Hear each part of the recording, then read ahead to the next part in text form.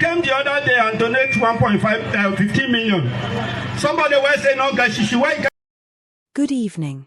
This is DV Real News TV. I'm Juliana Lee. Tonight, growing national concern follows a controversial and inflammatory statement made by Edo State Governor, Senator Monday Okpebholo. In a viral video that surfaced online earlier today, the governor is seen and heard issuing what many have described as a direct threat allegedly against opposition figure and Labour Party presidential candidate, Mr. Peter Obi. The comments, called disturbing and disgraceful by political analysts and civil society groups, have triggered sharp criticism across the country. Observers argue that such rhetoric undermines the rule of law and sends a dangerous signal in a democratic society. Critics of the governor's remarks have emphasized that Nigeria is not a monarchy, and no state governor holds feudal or warlord-like powers. One political observer stated plainly, quote, "No state in the Federal Republic of Nigeria is a private estate." End quote. A The Street interview with anonymous political analyst said, and I quote, "This kind of behavior belongs to a past we're trying to move beyond. Governors must be reminded that they are public servants, not overlords." The controversy has sparked debates on accountability, abuse of power, and the fragile state of Nigeria's democratic norms, especially as the country continues to recover from a polarizing election season and widespread calls for governance reform. Neither Governor Okpebholo nor his office has issued an official response or apology as of news time. Meanwhile, Mr. Peter Obi has not directly responded to the threat, though his supporters have expressed alarm, calling for immediate intervention by national authorities and security agencies. Civil society groups are calling on the presidency and Nigeria's security institutions to investigate the governor's comments and ensure that democratic principles are upheld, irrespective of political affiliation. The backlash has also been swift within political circles. Labour Party spokespersons have condemned the governor's remarks as cowardly and anti-democratic, demanding a full investigation. Meanwhile, some PDP and APC figures have remained silent, while others cautiously distanced themselves from the comments allegedly. National security concerns. So far, no response.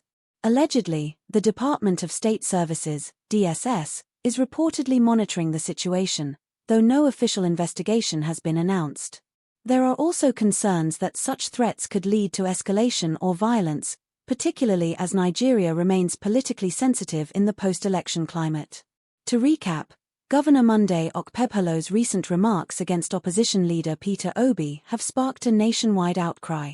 While no formal charges have been filed, pressure is mounting for federal authorities to act. Analysts say the moment is bigger than just Edo State, it is a test of Nigeria's democratic resilience and rule of law. We'll continue to follow this story as it develops. We bring you an exclusive in-depth report on an extraordinary economic and political experiment unfolding in southern Africa. In Botswana, President * has taken a bold, unprecedented step, slashing politicians' pay, while significantly boosting worker wages. His goal? To replicate the success blueprint pioneered by Captain Ibrahim Traoré in neighboring Burkina Faso, restoring fairness, accountability, and national prosperity. On tonight's feature, drawn from a compelling 25-minute documentary making national headlines, we analyze how this daring approach is reshaping Botswana's political economy and why the outcomes have been nothing short of remarkable. Here's what you'll see in tonight's report. Bullseye political accountability through salary cuts. Money with wings economic uplift via higher worker wages. Globe showing Europe-Africa a nation uniting behind reform. Chart with upward trend socio-economic gains and emerging challenges. Botswana, long admired for stable democracy and fiscal discipline, now finds itself at a crossroads. President, newly elected amid rising inequality and economic anxiety, is testing a radical idea, aligning leadership with the lives of average citizens. Taking inspiration from Burkina Faso's Captain Ibrahim Traoré, who dramatically cut government salaries while increasing minimum wages, Botswana's president has implemented sweeping reforms.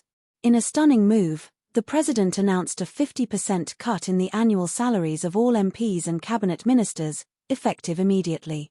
Presidential perks, term-end bonuses, and lavish allowances were all curtailed. In the YouTube documentary, captions detail the public response. We've been overcompensating our leaders, says a political analyst on screen. It's time to recalibrate. The documentary features opposition voices. One analyst states, "This isn't about theatrics. It's about restoring trust." Survey data shown in the film indicates a 25-point jump in public approval for government transparency since the cuts. To match these cuts, the government lifted the national minimum wage by 40%, a move intended to empower low-income workers, boost consumption, and fuel local businesses. The documentary introduces Naledi, a domestic worker, Teboho, a factory line worker, and Gosi, a small farm owner. For all, the wage increase is life-changing. Naledi said, I quote, "I used to skip meals to afford transport. Now I can feed my children." Teboho adds, "Suddenly, the school fees aren't the biggest worry." Documentary graphics reveal that average household income rose by $3,500, $230, per month since the policy launch, and spending at local shops jumped nearly 30%. This is more than economics, it's a national mood changer. Bulawayo community scenes show mixed cuisine stalls, children learning under new roofs, and shared celebrations. One mayor explains, "When leaders sacrifice alongside citizens, something extraordinary happens, trust is rebuilt." Botswana's finance minister, in an exclusive interview obtained by our producers, confirms the policy isn't just feel-good.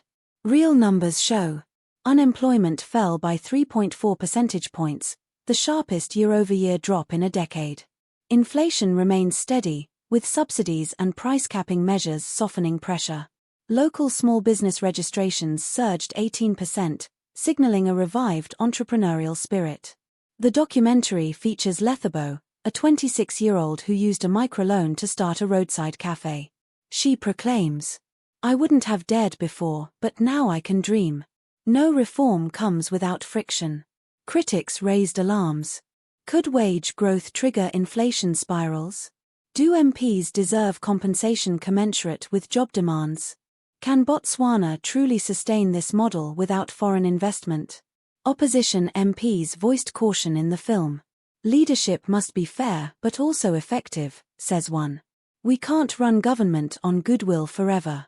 Budget analysts warn, maintaining wage hikes long-term demands careful balancing of fiscal policy and economic productivity. What started in Burkina Faso, where Captain Traoré unified public support through austerity for leaders and uplift for citizens, is now gaining traction in southern Africa. The documentary points to interest in Zambia, Namibia, and Mozambique, where similar proposals are being debated. If Botswana's experiment endures, it could set a powerful precedent. We've seen tonight how bold policymaking, inspired by another region's success, can resonate deeply at home. Botswana's president effectively said, "If we ask more from our citizens, we'll start asking more from ourselves." By cutting politician pay and raising worker wages, he has sparked renewed public trust, economic awakening, and fresh hope across the nation. Yes, risks remain. Sustainability, inflation control, and investment are critical variables. But the early vision is compelling, a government that leads by example, not privilege. Politician salary cuts 50%. Worker wages 40%. Household incomes plus R3,500 mo. Unemployment down 3.4%. Small biz registrations plus 18%. In a world where trust in institutions often falters, Botswana is testing a different narrative: shared sacrifice, shared reward. It's a compelling reminder that leadership begins at home, especially in government halls. For DV Real News TV, I'm Juliana Lee. Coming up next, our investigative team travels to Latin America to explore the surge in youth-led climate activism. Stay with us.